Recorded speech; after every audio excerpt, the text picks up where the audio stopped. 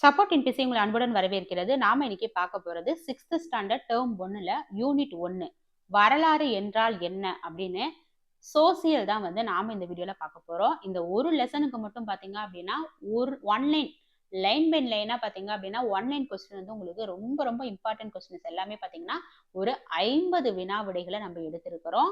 இந்த 50 வினாக்களே இந்த ஒரு லெசனுக்கு போதுமானதா இருக்கும். ஏன்னா புக்ல இருக்கிறது எல்லாமே நம்ம கவர் பண்ணியிருக்கோம். இது ரொம்ப ரொம்ப இம்பார்ட்டன்டான ஒரு லெசனு. ஏன்னா இதுல நிறைய சயின்ஸுக்கும் சயின்டிஃபிக்காவும் சில கொஸ்டின்ஸ் இருக்கும். அதே சமயம் சோசியலாவும் நமக்கு சில கொஸ்டின்ஸ் இருக்கு. அதனால இந்த வீடியோவை ஸ்கிப் பண்ணாம ஃபுல்லா பாருங்க. இது மட்டும் இல்லாம சயின்ஸுக்கும் பாத்தீங்க அப்படின்னா நம்ம 6th லெசன் வைஸா கொஸ்டின் ஆன்சர் போட்டுட்டு தான் இருக்கோம். எல்லாருமே ஒன்லைனா போடுங்கன்னு சொல்லி கேட்டதுனால தான் இப்ப நம்ம ஒன்லைனா எடுத்திருக்கிறோம். ஏன்னா சூஸ் இட் மாதிரி தான் எடுத்துட்டு இருந்தோம். அதே போல நெக்ஸ்ட் சயின்ஸுக்கும் பாத்தீங்கன்னா ஒன்லைன்லயே ஃபுல்லா உங்களுக்கு நான் கொஸ்டின் ஆன்சர் கொடுக்குறேன். இது உங்களுக்கு சூஸ் இட்ல வேணும் அப்படின்னா ஒரு டேர்ம் ஃபுல்லா முடிச்சுட்டு ஒரு டேர்முக்கு ஒரு 100-200 கொஸ்டின் நாங்க சூஸ் இட்ல உங்களுக்கு நான் கொடுக்குறேன். சரிங்களா? ஃபர்ஸ்ட் கொஸ்டின், வரலாற்றின் தந்தை என்று அழைக்கப்படுபவர் யார்? வரலாற்றின் தந்தை என அழைக்கப்படுபவர் ஹெரோடோட்டஸ். வரலாற்றுக்கு முந்தைய காலம் என்பது எக்காலத்தை குறிக்கிறது? வரலாற்றுக்கு முந்தைய காலம் என்பது எழுதப்பட்ட ஆதாரங்கள் இல்லாத காலத்தை தான் வரலாற்றுக்கு முந்தைய காலம் அப்படின்னு சொல்லி சொல்றோம். தேர்ட் கொஸ்டின், இந்தியாவின் மிக பழமையான எழுத்து வடிவம் எது? இந்தியாவின் மிக பழமையான எழுத்து வடிவம் அசோகரின் கல்வெட்டுக்கள். இந்த அசோகருடைய கல்வெட்டுகள் பிராமி எழுத்துக்கள்ல தான் இருக்கு. அடுத்து, வரலாறு என்றால் என்ன? வரலாறு என்ற சொல் எந்த மொழி சொல்லிலிருந்து வந்தது? வரலாறு என்ற சொல் கிரேக்க மொழியிலிருந்து ஹிஸ்டோரியா அப்படிங்கிற அந்த வார்த்தையிலிருந்து தான் வந்திருக்கு. வரலாறு என்ற சொல் எந்த மொழி சொல்லிலிருந்து வந்தது? கிரேக்கத்துல ஹிஸ்டோரியாங்கிற வார்த்தையிலிருந்து தான் வந்தது. 5வது கேள்வி, கற்கருவிகளை பயன்படுத்தியதற்கும் நெருப்பை பயன்படுத்தியதற்கும் இடையே உள்ள தொடர்பை கூறும் காலம் எது? கற்கருவிகளை பயன்படுத்தியதற்கும் நெருப்பை பயன்படுத்தியதற்கும் இடையேயுள்ள தொடர்புகளை கூறும் காலம் எது? பழைய கற்காலம். அடுத்து, வரலாற்றை எத்தனை பெரும் பிரிவுகளாக பிரிக்கலாம்? வரலாற்றை 3 பெரும் பிரிவுகளாக பிரிக்கலாம். வரலாற்றுக்கு முந்தைய காலம், தொல் வரலாற்று காலம், வரலாற்று காலம் என 3 வகையாக பிரிக்கலாம். 7வது கேள்வி, வரலாறு எக்கால நிகழ்வுகளை கால வரிசைப்படி கூறுவதாகும்? வரலாறு அப்படிங்கிறது கடந்த கால நிகழ்வுகளை கால வரிசையின்படி கூறுவது. ஹிஸ்டோரியா என்ற கிரேக்க சொல்லினுடைய பொருள் என்ன? ஹிஸ்டோரியா என்பதனுடைய பொருள் பாத்தீங்கன்னா விசாரிப்பதன் மூலம் கற்றல். ரொம்ப ரொம்ப இம்பார்ட்டன்ட் கொஸ்டின். இது ப்ரீவியஸ்ல பாத்தீங்க அப்படின்னா டிஎன்பிசில எல்லாம் கேட்கப்பட்ட கேள்விதான். ஹிஸ்டோரியா என்ற கிரேக்க சொல்லின் பொருள் என்ன? டெட்டுக்கும் சரி சோசியல் ஃபுல்லா படிக்கிறவங்களுக்கு இந்த லெசன் போதுமானதா இருக்கும். ஏன்னா இந்த லெசன் அவ்வளவு இம்பார்ட்டன்டான கொஸ்டின் நிறையவே இருக்கு. ஹிஸ்டோரியா என்ற கிரேக்க சொல்லின் பொருள் விசாரிப்பதன் மூலம் கற்றல். வரலாற்றின் காலம் எவ்வாறு பிரிக்கப்படுகிறது? வரலாற்றின் காலம் பொது ஆண்டிற்கு முன் கிமு, பொது ஆண்டுக்கு பின் அப்படின்னு பிரிக்கப்படுது. 10வது கேள்வி, BCE என்பதன் விரிவாக்கம். பொது ஆண்டிற்கு முன், பிஃபோர் காமன் எரா.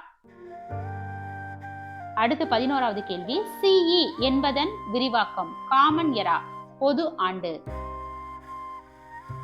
எழுதப்பட்ட பதிவுகள் இல்லாத காலத்தின் பெயர் என்ன? எழுதப்பட்ட பதிவுகள் இல்லாத காலத்தின் பெயர் வரலாற்றுக்கு முந்தைய காலம். எழுதப்பட்ட பதிவுகள் இல்லாத காலத்தின் பெயர் வரலாற்றுக்கு முந்தைய காலம். 12வது கேள்வி, எழுதப்பட்ட பதிவுகள் உள்ள காலத்தின் பெயர் என்ன?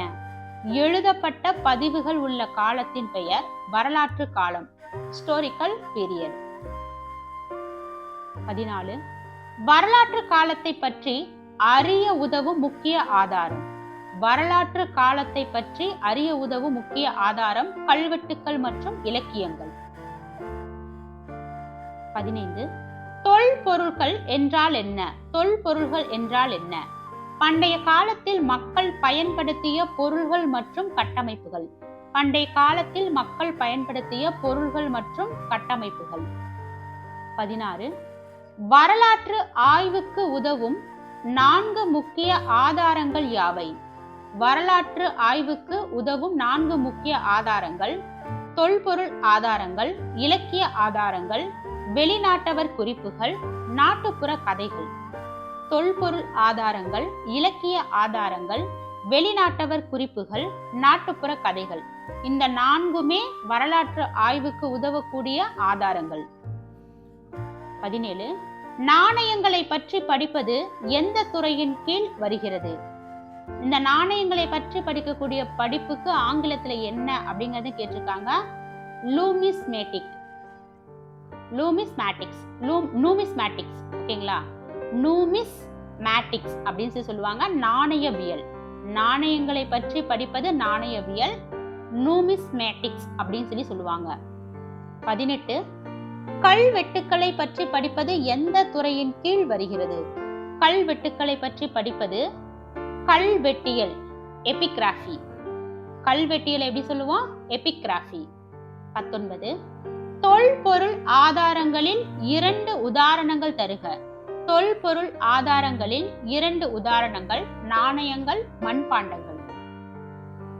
20வது கேள்வி. வரலாற்று ஆய்வுக்கு உதவும் நினைவு சின்னங்களில் 2 உதாரணங்கள் தருக. வரலாற்று ஆய்வுக்கு உதவும் நினைவு சின்னங்களில் 2 உதாரணம்: அரண்மனைகள், கோவில்கள். முன்னாடி பார்த்தது பாத்தீங்கன்னா தொல்பொருள் ஆதாரத்துக்கு 2 உதாரணம் நாணயம், மண்பாண்டம். இதுவே நினைவு சின்னங்கள்னா அரண்மனை, கோவில்கள். இலக்கிய ஆதாரங்களில் 2 வகை: மதச்சார்புள்ள இலக்கியங்கள் மற்றும் மதச்சார்பற்ற இலக்கியங்கள். இலக்கிய ஆதாரங்கள்னா மத சார்புள்ளது, மதச்சார்பற்றது. 22வது கேள்வி. மதம் சார்ந்த இலக்கியம் ஒன்றை கூறுக. தேவாரம் அல்லது திருவாசகம். இதுவே மத சார்பற்ற இலக்கியத்துக்கு எடுத்துக்காட்டு ஒண்ணு சொல்லுங்க அப்படின்னா திருக்குறள் அல்லது தொல்காப்பியம். இது மத சார்பற்றது. மதம் சார்ந்தது தேவாரம், திருவாசகம். ஓகேங்களா? இந்த மாதிரி ஆப்ஷன்ல கேட்பாங்க. மதம் சார்ந்த இலக்கியம் இதுல எது அப்படின்னு கேட்கலாம். இல்லைன்னா இதுல தவறானது எது அப்படிங்கிற மாதிரியும் கேட்கலாம். இதெல்லாம் நல்லா பாத்துக்கோங்க. ஏன்னா மதம் சார்ந்த இலக்கியங்களே 3 ஆப்ஷன் கொடுத்துட்டு 1 மட்டும் மதம் சார்பற்ற இலக்கியத்தை கொடுக்கலாம். அந்த மாதிரி டோட்டலா கொஸ்டினே பாத்தீங்க அப்படின்னா உல்டா பண்ணி கேட்பாங்க. அடுத்து 24வது கேள்வி. எந்த இந்திய அரசர் குறித்த தகவல்கள் பிராமி எழுத்தில் அமைந்துள்ளன? பேரரசர் அசோகர் பத்திய குறிப்புகள் நிறைந்த அந்த தகவல் பிராமி எழுத்துல அமைஞ்சிருக்கு. 25வது கேள்வி. வரலாற்று ஆய்வாளர்கள் எவற்றை ஆராய்வதன் மூலம் வரலாற்றை எழுதுகின்றனர்? வரலாற்று ஆய்வாளர்கள் எவற்றை ஆராய்வதன் மூலம் வரலாற்றை எழுதுகின்றனர்? ஆதாரங்கள் மற்றும் சான்றுகள். வரலாற்று ஆய்வாளர்கள் ஆதாரங்கள் மற்றும் சான்றுகள் மூலமா தான் வரலாற்றை எழுதுறாங்க. 26வது கேள்வி. வரலாற்றுக்கு முந்தைய காலத்தை பற்றி அறிய உதவும் முக்கியமான ஆதாரம். வரலாற்றுக்கு முந்தைய காலத்தை பற்றி அறிய உதவும் முக்கியமான ஆதாரம் கற்கருவிகள் மற்றும் தொல்பொருள்கள். இது முந்தைய காலத்தை பற்றி, வரலாற்றுக்கு முந்தைய காலத்தை பற்றி கற்கருவிகள், தொல்பொருள்கள். இந்தியாவின் மிக பழமையான நாகரிகம். ரொம்ப ரொம்ப இம்பார்ட்டன்டான கேள்வி. இந்தியாவின் மிக பழமையான நாகரிகம் சிந்து சமவெளி நாகரிகம். 28வது கேள்வி. பழைய கற்காலத்தில் மனிதன் எதற்காக நெருப்பை பயன்படுத்தினான்? பழைய கற்காலத்தில் மனிதன் உணவு சமைக்கவும் பாதுகாப்புக்காகவும். வரலாற்று அறிவியலின் முக்கிய நோக்கம் என்ன? வரலாற்று அறிவியலின் முக்கிய நோக்கம் உண்மைகளை கண்டறிந்து காலவரிசைப்படுத்துவது. ஃபர்ஸ்ட் மனுஷன் நெருப்பை கண்டுபிடிக்கும் போது அந்த நெருப்பை வச்சு சமைக்கலாம் அப்படின்னு அவனுக்கு தெரியாது. அதுக்கு அப்புறமேட்டு ஒரு 2-3 ஜென்ரேஷனுக்கு அப்புறமேட்டு தான் ஹோமி ஹெப்பிலன்ஸ் அவங்களுக்கு எல்லாம் தாண்டதுக்கு அப்புறமேட்டு தான் அந்த உணவை சமைச்சு சாப்பிட்றதே அவங்க தெரிஞ்சுக்கிட்டாங்க. அதுக்கு முன்னாடி பழைய கற்காலத்துல மனுஷன் நெருப்பை பாத்தீங்க அப்படின்னா பாதுகாப்புக்காக, குளிருக்காக, இதுக்காக மட்டும்தான் அவன் பயன்படுத்தினான். சரிங்களா? இது பாத்தீங்கன்னா அடுத்த பரிணாம வளர்ச்சி அப்படின்னு ஒரு லெசன் வரும். அதுல உங்களுக்கு தெளிவா கொடுத்திருப்பாங்க. ஆனா இந்த லெசன்ல பாத்தீங்கன்னா இந்த கொஸ்டின் பழைய கற்காலத்தில் மனிதன் எதற்காக நெருப்பை பயன்படுத்தினான்னு இந்த டாபிக்ல கொடுத்திருக்கிறது உணவு சமைக்க பாதுகாப்புக்காகன்னு கொடுத்திருக்காங்க. அதுல இது அப்படியே கொஞ்சம் சேஞ்ச் ஆகும். அந்த கொஸ்டின் அதாவது அடுத்த லெசன்ல பார்க்கும்போது அதை கொஞ்சம் கான்சியஸா கவனிச்சுக்கோங்க. அடுத்து 29வது கேள்வி, வரலாற்று அறிவியலின் முக்கிய நோக்கம் என்ன? உண்மைகளை கண்டறிந்து காலவரிசைப்படுத்துவது. 30வது கேள்வி, கங்கை சமவெளியில் இரண்டாம் நகரமயமாக்கலுக்கு வழிவகுத்தது எது? கங்கை சமவெளியில் இரண்டாம் நகரமயமாக்கலுக்கு வழிவகுத்தது எது? இரும்பு உபயோகம் மற்றும் நாணய பயன்பாடு. ஓகேங்களா? கங்கை சமவெளியில் இரண்டாம் நகரமயமாக்கலுக்கு வழிவகுத்தது இரும்பு உலோகம் மற்றும் நாணய பயன்பாடு. 31வது கேள்வி, நாட்டியம், பாடல்கள் மற்றும் நாட்டுப்புற கதைகள் போன்ற வாய்வழி செய்திகள் எவற்றின் மூலம் எதிர்கால தலைமுறைகளுக்கு கடத்தப்படுகின்றன? இது நாட்டியம், பாடல், நாட்டுப்புற கதை இதெல்லாமே நம்ம வாய் வழியா தான் செய்திகளை கேட்டு கேட்டு நிறைய விஷயங்களை பாட்டி கதைங்க அந்த மாதிரி சொல்லுவாங்க. அவங்க சொல்றத நம்ம வச்சிருக்கிறோம். இது அடுத்த தலைமுறைக்கு இது கடத்தப்படுறத நாட்டுப்புறவியல் அப்படின்னு சொல்லுவாங்க. அடுத்து 32வது கேள்வி, ஒரு வரலாற்று அறிவியலாளர் என்பவர் யார்? ஒரு வரலாற்று அறிவியலாளர் என்பவர் வரலாறு குறித்த ஆவணங்கள், கல்வெட்டுக்கள் போன்ற ஆதாரங்களை சேகரித்து ஆய்வு செய்து வரலாற்றை எழுதுபவர். அவங்களதான் வரலாற்று அறிவியலாளர் அப்படின்னு சொல்றோம். 33வது கேள்வி, சாஞ்சி ஸ்தூபியில் காணப்படும் குறிப்புகள் யாருடைய காலத்தில் அமைக்கப்பட்டவை?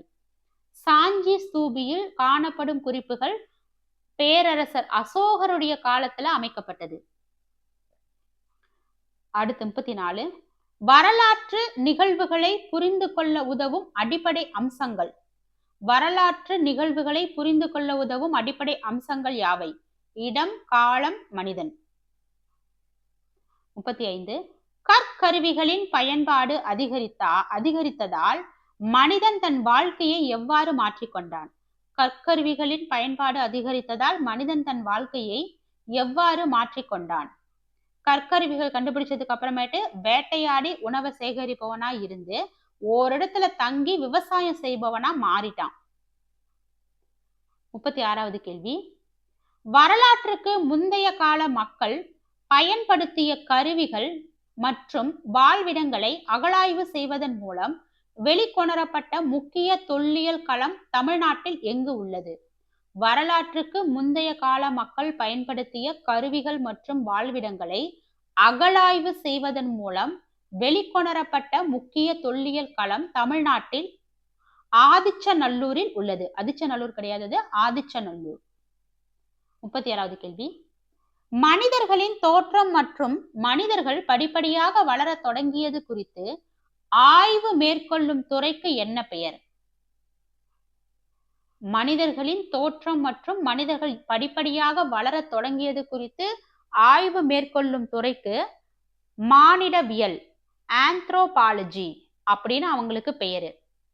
ஒரு மனுஷனுடைய தோற்றம் என்ன, அவன் எப்படி படிப்படியா முன்னேற்றம் அடைஞ்சா, ஏன்னா குரங்குல இருந்து மனுஷன் வந்தான் அப்படின்னு சொல்லி ஸ்டெப் பை ஸ்டெப்பா சொல்றாங்க தானே, இதுதான் மானிடவியல், ஆந்த்ரோபாலஜி அப்படின்னு சொல்றோம். 38வது கேள்வி, புவியில் உள்ள பொருட்கள், மனித இனம், விலங்கு இனம் போன்றவற்றின் வரலாற்றை கால வரிசையாக கூறுவது எவ்வாறு அழைக்கப்படுகிறது? பூமியில இருக்கக்கூடிய பொருள், மனித இனம், விலங்கு இனம், இது எல்லாத்தையும் பத்தி சொல்றதுதான் வரலாறு. 39, பிசி என்பதன் விரிவாக்கம் என்ன? பழைய கால கணக்கீட்டு முறை. கிறிஸ்து பிறப்பதற்கு முன், பிஃபோர் கிறிஸ்ட். கிறிஸ்து பிறப்பதற்கு முன், பிசினா கிறிஸ்து பிறப்பதற்கு முன். ஏடி என்பதன் விரிவாக்கம் பழைய கால கணக்கீட்டு முறையில ஆனோ டாமினி, நமது ஆண்டிற்கு பிறகு. இப்ப ஏடினா நம்ம இருக்கிற ஜெனரேஷன்ல அடுத்து. 41, வரலாற்று ஆய்வில் எந்த ஆதாரம் ஒரு காலகட்டத்தின் சமூக பொருளாதாரம் குறித்த துல்லியமான தகவலை வழங்குகிறது? வரலாற்று ஆய்வில் எந்த ஆதாரம் ஒரு காலகட்டத்தின் சமூக பொருளாதாரம் குறித்த துல்லியமான தகவலை வழங்குகிறது? நாணயங்கள், அதாவது நாணயங்கள் இருக்கக்கூடிய உலோகங்கள் மற்றும் சின்னங்கள் மூலமா தான். 42, இந்தியாவில் காணப்படும் ஆரம்ப கால நாணயங்கள் எவ்வாறு அழைக்கப்பட்டன? பஞ்ச் மார்க்கெட் நாணயங்கள். பஞ்ச் மார்க்கெட் நாணயங்கள். இந்தியாவில் காணப்படும் ஆரம்ப கால நாணயங்கள் பஞ்ச் மார்க்கெட் நாணயங்கள் என அழைக்கப்பட்டன. வரலாற்று காலத்தை பற்றி அறிய உதவும் முக்கிய வெளிநாட்டு பயணி ஒருவரை குறிப்பிடுக. பாக்யான் அல்லது யுவான் சுவாங். பைகியான் கிடையாது, பாக்யான். வரலாற்று காலத்தை பற்றி அறிய உதவும் முக்கிய வெளிநாட்டு பயணி பாக்கியான். அப்புறம் யுவான்ஸ்வாங். வரலாறு என்பது ஒரு கால பயணம். எந்த அறிவியல் முறையை கொண்டு மனிதனின் வாழ்க்கையை பற்றி அறிந்து கொள்ள உதவுகிறது? ஆதாரங்களினுடைய அடிப்படையில தான் வரலாறு அப்படிங்கிறது ஒரு கால பயணம் அப்படிங்கறத நம்ம மனித வாழ்க்கையை பத்தி தெரிஞ்சுக்க முடியுது. அப்புறம் மனிதர்களை பத்தி. 45.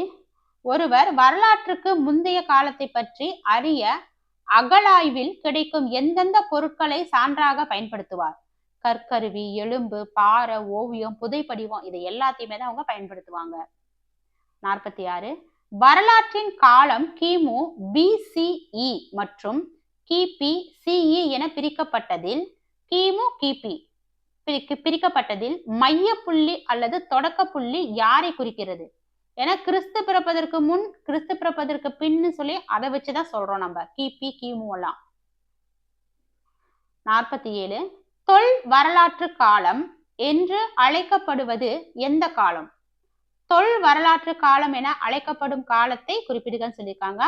எழுதப்பட்ட பதிவுகள் இருந்தும் அவற்றை புரிந்து கொள்ள முடியாத அல்லது வாசிக்க முடியாத காலத்தை தான் தொல் வரலாற்று காலம், புரோட்டோ ஹிஸ்டரி. ஏன்னா அந்த லாங்குவேஜ் நமக்கு தெரியாது. அந்த லாங்குவேஜ் தெரிஞ்சாதான் அதுக்கு நம்ம சரியான பொருள் சொல்ல முடியும். ஒரு சில மொழிகள் இன்னும் மொழிபெயர்க்கவே படலை. அந்த மொழியில அந்த கல்வெட்டுல என்ன பதிஞ்சிருக்கு அப்படிங்கிறதே நமக்கு கண்டுபிடிக்கவே முடியாம இருக்கிறது தான் தொல் வரலாற்று காலம் அப்படின்னு சொல்லி அழைக்கப்படுது. அந்த எழுதப்பட்ட பதிவுகள் இருந்தாலும் அதை புரிஞ்சுக்க முடியாத, வாசிக்க முடியாத அந்த காலத்தை பத்தி. 48. வரலாறு என்ற கால கணக்கீட்டில் நாம் பின்னோக்கி செல்லும் பொழுது அதன் மதிப்பு எவ்வாறு அமையும்? இப்ப வரலாறு என்ற கணக்கீட்டுல பாத்தீங்கன்னா பின்னோக்கி கிமுன்னு போகும்போது இப்ப 200ல இருந்து 300, 400, 321, 328, அப்புறம் 450 அப்படின்னு அப்படியே 200ல இருந்து அப்படியே இன்க்ரீஸ் ஆகிக்கிட்டே போகும். அதான் இங்க சொல்லியிருக்காங்க, அதிகரிக்கும். 49வது கேள்வி. வரலாற்று ஆய்வில் கல்வெட்டுக்களின் முக்கியத்துவம் என்ன? அது உறுதியான, அழிக்க முடியாத, சமகாலத்திய உண்மையான பதிவுகள் தான் அந்த கல்வெட்டுக்கள். ஏன்னா அப்ப வாழ்ந்த அரசர்கள் தான் அதை செதுக்கி வச்சிருக்காங்க. 50வது கேள்வி. ஆரம்ப கால மனிதர்கள் எந்த அறிவியல் முறையின் மூலம் வேட்டையாடுவதில் வெற்றி கண்டனர்? ஆரம்ப கால மனிதர்கள் எந்த அறிவியல் முறையின் மூலம் வேட்டையாடுவதில் வெற்றி கண்டனர்? சரியான கற்கருவிகளை உருவாக்குதல் மற்றும் விலங்குகளின் செயல்பாடுகளை கூர்ந்து கவனித்தல். இதன் மூலியமா தான் வேட்டையாடுவதில் வெற்றி கண்டாங்க. வரலாற்றை அறிய எது முக்கியம்? ஆதாரங்கள் மற்றும் சான்றுகள். இதோட பாத்தீங்க அப்படின்னா மொத்தம் 50 கேள்வி சொன்னோம். மொத்தம் 51 கேள்வி இருக்கு. வரலாறு என்றால் என்ன அப்படிங்கிற இந்த லெசன்ல ஃபுல்லாவே உங்களுக்கு கவர் ஆயிடுச்சு. இல்லை வேற ஏதாவது விடுபட்டிருக்கா அப்படிங்கிறத மறக்காம கமெண்ட் பண்ணுங்க. அப்படி விடுபட்டு இருந்தது அப்படின்னா இது அடுத்தடுத்த வீடியோக்கள்ல இன்னுமே நம்ம டெப்தா கொஸ்டின் எடுக்கலாம். மோஸ்ட்லி இது கவர் ஆயிடுச்சு. அப்படி ஏதாவது விடுபட்டிருக்கா அப்படிங்கிறத கமெண்ட் பண்ணுங்க. இந்த சேனலை மறக்காம சப்ஸ்கிரைப் பண்ணிக்கோங்க. உங்க ஃப்ரெண்ட்ஸுக்கும் ஷேர் பண்ணுங்க. தேங்க்யூ.